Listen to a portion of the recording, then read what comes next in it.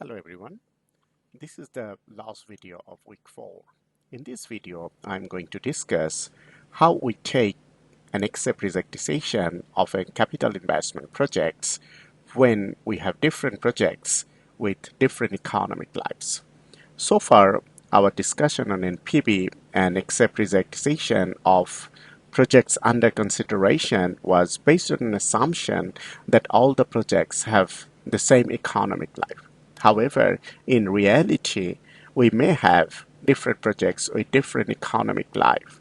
And as we need to choose the best one, then simply calculating NPV of these projects and taking the project with the highest NPV may not be a reasonable decision to take because it might sometimes be misleading. So in such case, when we have multiple projects with different economic lives and we need to take one, we use equivalent annual cash flow or equivalent annual cost or equivalent annual annuity technique. So in this case, what we do is we first calculate the present value of the cash flows or the net present value, and then we divide it by annuity factor to get equivalent annual cost or equivalent annual annuity. For example, here we have two machines. Machine A has a cash flow of 15 in the 0 period and 5 each in year 1, 2, and 3. And machine B has a cash flow of 10 in year 0 and 6 in year 1 and year 2. And you can see that two machines have two different economic life. A has a life of 3 years and B has a life of 5 years. So initially we will calculate present value, and the discount rate is 6% here, and we can see that present value for machine A is 28.37 and present value of the cash flows for machine B is 21. Now based on present value, we should accept machine B because it has a lower present value of its cost. However, if we calculate equivalent annual cost, where this present value should be divided by the present value annuity factor. So if we calculate present value annuity factor, we are familiar with this, we have discussed it in week 2, present value annuity factor for 3 year and 6%, we will see that it's 2.68. So if we divide this 28.37 by 2.68, we will get equivalent annual cost. And in the same way, if we calculate present value annuity factor for machine B, it's for 6% and 2 years, then we will find that it's 1.83. And then our equivalent annual cost will be 10.61 for machine A and 11.45 for machine B.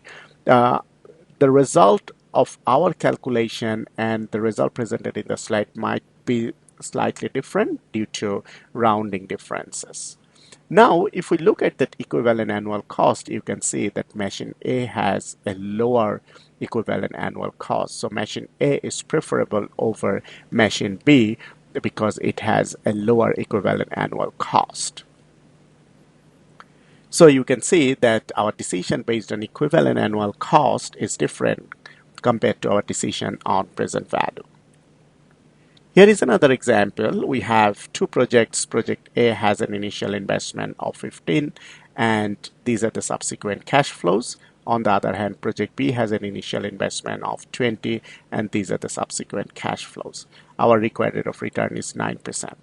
If we calculate NPV, we find that project A has a higher NPV compared to project B, so we should accept project B, A. Over project B because project A has a higher NPV. However, if we calculate equivalent annual annuity, once again, if this NPV is divided by present value annuity factor for 4 years 9% and 278 by a present value annuity factor of 3 years 9%, we will find that equivalent annual annuity for project A is 0.87 and for project B is 1.10. So since equivalent annual annuity for project B is greater, we should accept project B based on equivalent annual annuity, whereas based on only NPV, as I said, that we should accept project A. So you can see that equivalent annual annuity provide us a decision sometimes that is different from the NPV or the present value gives us. So the bottom line is, when we have different projects with different economic lives, we cannot simply compare NPVs to accept the one with the highest NPV. Rather, we should calculate equivalent annual cost or equivalent annual cash flow to find out which one is acceptable compared to others. So that's all of our discussion on this week. If you have any question, feel free to contact me in the group discussion board or via email. Thank you very much.